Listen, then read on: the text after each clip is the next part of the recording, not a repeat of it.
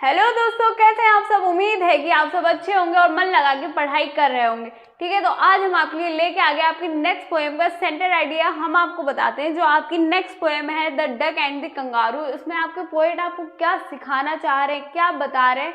Start करते हैं आज की class. The poem the duck and the kangaroo is very inspiring poem of Edward learn. ठीक है, जो ये आपकी पोएम है एडवर्ड लर्न द्वारा लिखी गई है और इसका नाम है the duck and the kangaroo.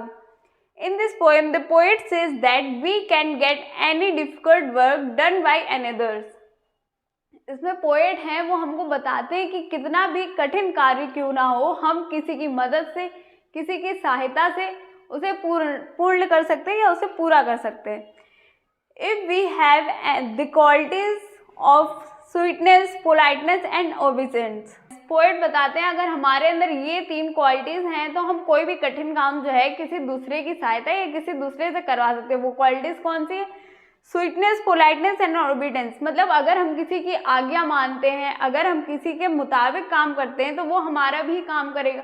Sweetness मतलब अगर हम किसी से मीठा व्यवहार रखते हैं, अगर हम किसी से अच्छे से बात करते हैं, आराम से बात करते हैं, तो वो हमारे काम को या हमारी बात को मना नहीं कर पाएगा।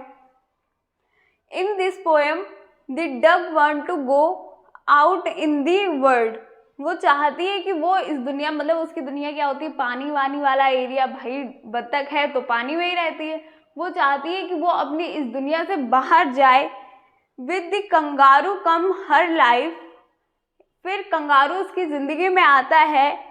Has become very bold so he request kangaroo to visit with her. वो अपने जो कंगारू उसका दोस्त होता है वो उसकी लाइफ में आता है और जो बत्तख होती है वो कंगारू से कहती है कि मैं यहाँ इस जीवन से बोर हो चुकी हूँ, तो क्या तुम मेरे साथ में मुझे दुनिया दिखाने या कहीं बाहर ले जाओगे। मतलब डक का जो बिहेवियर होता है वो इतना पोलाइट होता है, इतनी स्वीटनेस से होता है, वो कठिन से कठिन कार्य जो होती है आराम से करवा सकती है। उसी तरीके से हम मानवों का जो मतलब ह्यूमन बींग्स हैं उनका नेचर भी ऐसा ही होना चाहिए कि कठिन से कठिन काम हम लोग भी हर किसी से आराम से करवा सके और उनका जब काम हो तो हम लोग कर सके। ये सब कैसे होगा? अगर हम लोग का व्यवहार अच्छा है, हम लोग का नेचर अच्छा है, हम लोग के अंदर ये 3 क्वालिटीज हैं जो हम लोग के पोएट हमने बताई हैं, स्वीटनेस, पोलाइटनेस और ओबीडियंस। अगर हम लोग किसी की आज्ञा मानते हैं या किसी से अच्छा व्यवहार रखते हैं, बातचीत अच्छी तरीके से करते हैं। अगर अब आप सोचो आपका कोई काम है और आप अपने दोस्त से बोलो कि भाई मेरा ये काम कर दो, आपका दोस्त मना कर दे तो आपको बुरा लगेगा। यही चीज़ अगर उसके साथ में हो तो उसे भी बुरा लगेगी। बल्कि ऐसा करना चाहिए हम लोगों को कि अगर उसका काम है तो वो हम लोग कर दें, हम लोग का काम है तो वो कर दें। और ये काम किस चीज़ से होगा? जब हम लोग के अंदर ये 3 क्वालिटीज़ आएंगी।